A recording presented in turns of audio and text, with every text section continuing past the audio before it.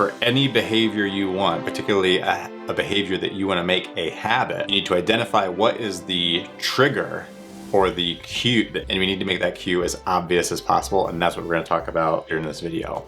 But first, let me explain how this fits into the overarching framework here. The second law, like now that you've been cued, you want to make completion of the behavior attractive. This is to say, if you are committing that you want to walk a certain amount of steps every day, maybe your best friend lives in town and you are gonna commit to taking walks together and you're gonna gossip and enjoy your time, like that makes the walk appealing. Maybe your friend doesn't live in town, but there's a podcast you look forward to every week. Like, I'm gonna get to listen to my podcast as I take my walk, so you're more likely to do it. The third layer is when you're in process, executing all the way through the behavior to like the duration that you want the behavior to last, or the quality or the quantity, whatever, depending on the behavior we're talking about. You want to make execution all the way through as easy as possible. So an example of this could be maybe you want to reduce your time on social media. You have this on your phone where it's like at 9 o'clock, right, you get a screen. It's like, do you really want to go on and do this? Because you have to make an extra action. And it is a way to make it really easy to say, yeah, it's already turned off. Like, I'm not going to do it. Yeah, exactly. Or another way to look at the same thing, flip of the same coin, is it's making it a lot harder for me to engage in a negative behavior that I'm trying to get away from. That one, you can kind of look at it either way. It's a good example both ways. So then the fourth law is to make achievement as satisfying as you can. Do you have a good example of that? If you're a child of the 80s and you know people that did Weight Watchers, one of the big things they said was maybe the end of the week is you get an ice cream sundae on Sunday if you kept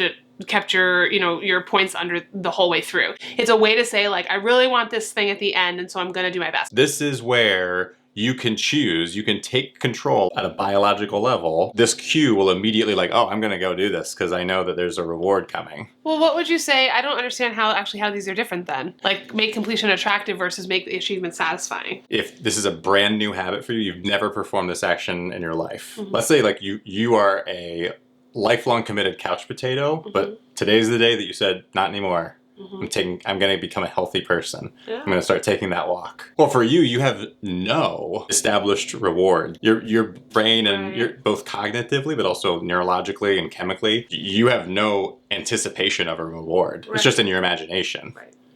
And so you can't yet yield any benefits because this is established over time.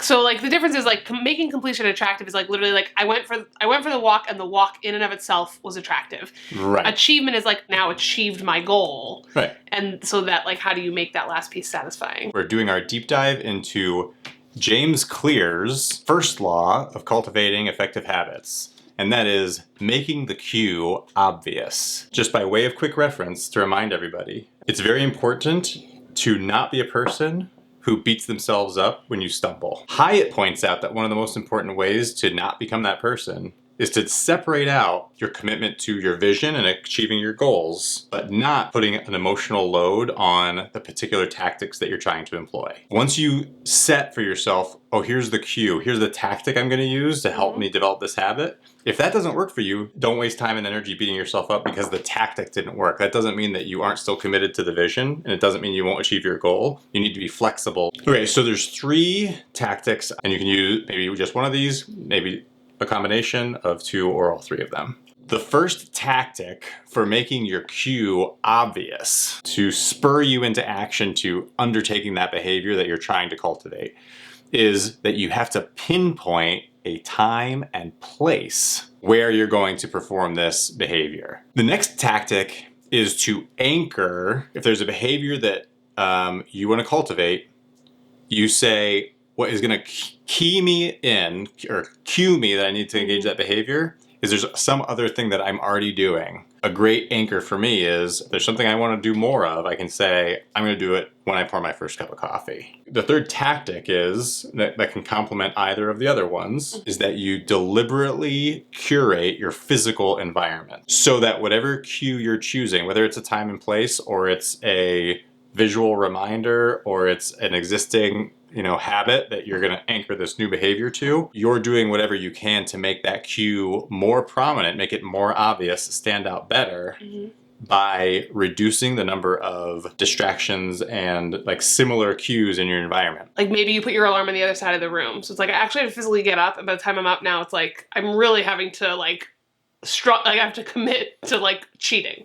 Yeah, or no, like that's a really good example of changing your environment so Right. that it, like the cue has a stronger effect. From like a very primitive level, right? Like we have a 2-year-old and he was asking 3 times a day for cookies because they were out. They're not out anymore. He doesn't ask. It's true. Or he asks a lot less. It's dope. Yeah, he has So- definitely asked a lot less since we put those away. Yeah. Got rid of that cue. Perfect example. Thank you. So once you've gone through this step of designing your cue, the one that either anchored it in a time and place or anchored it to an existing behavior or trigger in your environment, and you've done whatever you can to curate your environment so that that cue stands out. We kind of do that assuming like a typical day, or like if things are going according to plan, like if I'm not overwhelmed at work and if the kids cooperate. Right. But if we really stop and think about it before we say like, we did it, because we have to take a moment to say like we would say in the Army, well, what's like the red team lens on this? Right. You know, Murphy's Law of like, well, things happen. Like if Right. something can go wrong, it will. You can bend rather than break. You want to have as much adaptability as possible to account for things that are going to inevitably crop up. So hopefully this gives you greater clarity on your own patterns and which of our videos are going to be most helpful to you. And if you have a goal that you're trying to set or something you've been struggling with, put it in the comments below and Marcus and I and those that are on can try and help you figure it out. So look in the description below for links to each of those videos, and we'll see you over there.